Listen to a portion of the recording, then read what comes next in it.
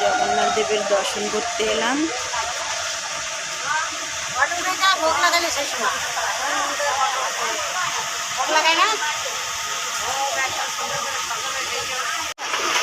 তারা যেন দিয়েছে।